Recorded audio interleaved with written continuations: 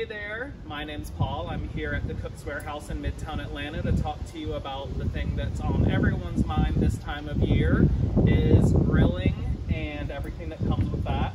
We're big fans of the Kamado Joe here at the Cook's Warehouse, and I wanted to show you something very basic, which is how do you get it lit for all of the barbecue, burgers, and things that you'll be doing outside this summer. Starting with the fuel. So what we carry here are two different brands of lump charcoal. Both actually are South American hardwoods. We have the Kamado Joe Big Block and the Jealous Devil. Basically the main difference is that with the Big Block you have super large lumps of coal. They're going to be great for your low, slow burns, and can go for endless hours without having to re-up, you know, if you're doing like a big pork butt or something. Jealous Devil can do low and slow. It is a little smaller wood chunk. So if you tend to do more high heat cooking, it will get hotter faster. The great thing about both of these being a really dense South American hardwood is that there's very little ash production. It burns clean, so you're not, you know, scraping out tons of ash every time you go to light your grill, and there'll be a lot more just reusable charcoal remaining in there each time you grill. So we have a 30-pound bag and a 20-pound bag. The nice thing about this Jealous Devil is it's waterproof, has a zip top, and it's easy to carry out of the store. The next thing is, how do I get the charcoal lit once I've chosen it? We like the Looftlighter. We sell, you know, charcoal chimneys. We also sell these little fire starter bricks that you can use if you want to just have something that's not electric.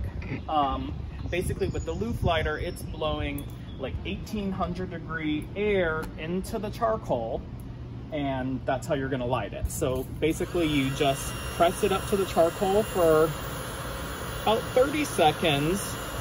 You really wanna give it a chance to go. And after about 30 seconds, you will see that it's going to have a bit of orange, and then you're gonna, you know, for about 3 minutes, be blowing this hot air. So basically it takes about 3 to 5 minutes, which is also faster than, you know, a charcoal chimney, which can take 25 minutes or so, or the wax and sawdust bricks, which, you know, they take about 10 minutes to fully burn, but then from there it takes a lot longer to get to a high temperature.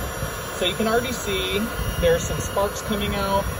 I have some nice orange coal down there, so I'm just going to pull back a few inches so that I'm not going to burn the tip of this.